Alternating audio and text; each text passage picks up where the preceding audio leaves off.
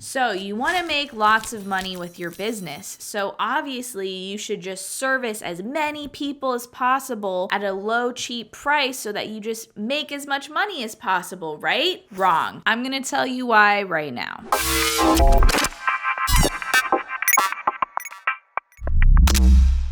Hey guys, Abby Johnson with Matterhorn Business Development. If you don't already know me, I am a certified Profit First professional, and one of the things I do with my clients is focus on their profitability. This includes implementing the Profit First cash management system, as well as analyzing their pricing. And I've come across this with several clients where they think that if they just service more people, lower their price so that more people will buy, then they'll service more people and therefore make more money. Now, this may be the case and you may make more revenue, but you aren't really going to make more profit, or you might not be making a level of profit that's actually sustainable for you and your business. So what I want to do here is run an actual scenario for you and kind of illustrate why this high volume, low margin business model isn't really workable for most businesses. All right, so I work with a lot of different industries, mostly service providers, a lot of medical providers as well. In this example, I'm going to use a chiropractor because those are some very simple, easy numbers I can plug in for this example. I'm going to be referencing my notes over here. This is a spreadsheet that I can't share with you because it's for clients only, but I use this with my clients to show them how adjusting their pricing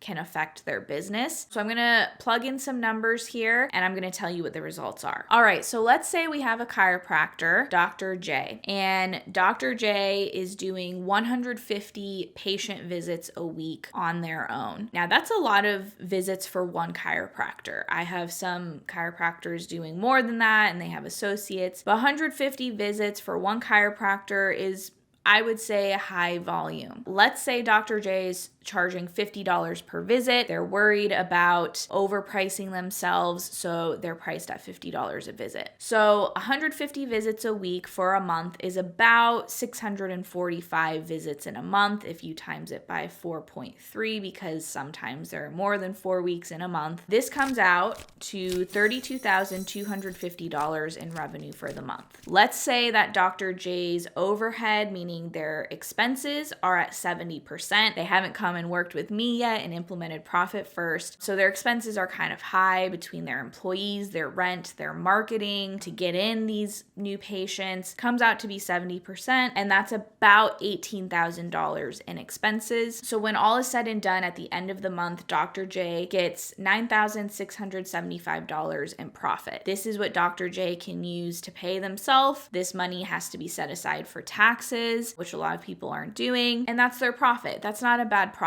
Now, let's say Dr. J is really burned out from doing 150 visits a week and can't afford to bring on an associate to help pick up some of those patient visits. So typically how this conversation goes with a client is I say, hey, you should raise your prices. I know a lot of chiropractors who are charging more than $50 a visit. So let's look at what would happen if Dr. J raised their prices. So if Dr. J raised their prices by 10%, that's $5 each patient visit would be $55. They still do 150 visits per week. This results in $35,475 in revenue. But what ends up happening is because there's more revenue with the same expenses, there are still $18,000 of expenses. Dr. J's overhead percentage now goes from 70% to 63%. Their profit now becomes 36% as opposed to 30%. And for the month, doing the same amount of adjustments, they have now profited $12,900. So roughly $3,000 more. Now, of course, people say, Abby, if I raise my prices, I'm going to lose customers or I'm going to lose patients. Now, let's say Dr. J was fine with their profit of $9,675 that they had with their $50 appointments, but they wanted to see less volume because they were too stressed out. Their body was hurting from adjusting so many people. So they were fine with keeping the same profit. They could literally do 161 less appointments in the month, so roughly 40 adjustments less a week, and still make that same amount of profit just by raising their appointment cost by $5. Just from going from $50 to $55. That's not an obscene clean price raise. They can still make the same amount of money and lose 161 appointments for the month and still make the same amount of profit. Obviously, I want my clients to make more profit, but I'm just saying this to make the point that you can make more money and do less volume, and you can be less stressed on yourself and your body and your mind by just raising your prices only by 10%. In this case, that's only $5. So take a look at what your service is and see just what 10% difference would make. If you have a $100 service, that's $110. If you have a $1,000 service, that's $1,100 now. Most people are gonna be okay and be able to digest a 10% increase. Now, for fun's sake, let's just get really crazy and say Dr. J wanted to increase their percentages by 20%. So going from $50 an appointment to $60 an appointment. This means at the same amount of appointments, the 645 for the month, they would bring in $38,700 in revenue. Their overhead would go from 70% to 58%. Their profit would go from 30% to 41%. And they've now made $16,125, which is about $7,000 more from doing the same amount of work in this scenario, but they've now actually profited enough to be able to afford an associate to come in and help with all those patient appointments. And again, if we run the scenario, what if I lose patients? Well, Dr. J could afford to lose 258 appointments. That means that they could see only 387 appointments. I know this is a lot of numbers, but that's